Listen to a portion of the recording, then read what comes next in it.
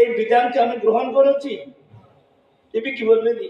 ওয়াকাবিলতু জামিয়া ওয়াকাবিলতু জামিয়া, হ্যাঁ, ডাঙর কথা না, আহকামিহি ওয়া আরকানিহি, আল্লাহ তোমার সমস্ত বিধিবিধান, দণ্ডবিধি সব কিছু মনে প্রাণে গ্রহণ করে নিলাম।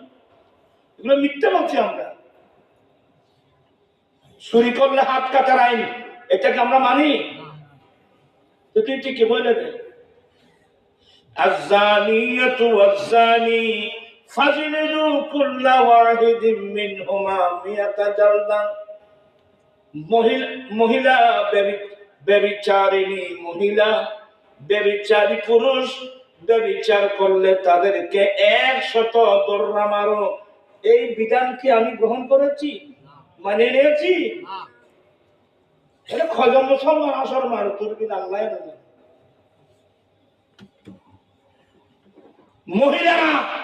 মহিলাদের উপর পর্দা আল্লাহ ফরজ করেছেন। আল্লাহর এই আহকামকে প্রত্যেক মহিলারা মনে প্রাণে কি মেনে নিয়েছে? দাবি করা সহজ, প্রমাণ করা কঠিন। যাই হোক, আর কষ্ট দেব না আপনাদেরকে। আমি বলতে চাচ্ছিলাম, মেয়ে বলতেছে, মা ফারুক আজম দেখার দরকার নাই, আল্লাহ তো দেখতেছে। এই কথা শুনে ফারুক আজম খুশি হলেন। খুশি হয়ে চলে গেলেন।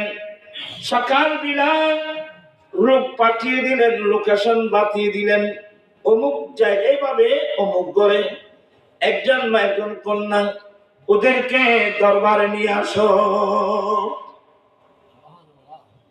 সকাল বেলায় বুড়ে বুড়ে যদি সরকারি মানুষ আছে, এটা তো এর বললি বলি, আরে কুন্দুস করলাম আমার ঘরের দরওয়াজা।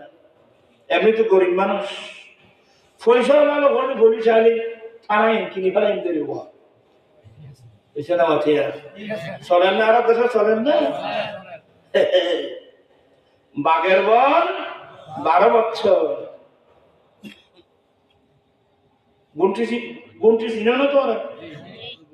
চাইছে গুনটির নাম আছে, এই বুড়ি তুই বুড়ি হলো, বুড়ি বুড়ির নাম কছ না?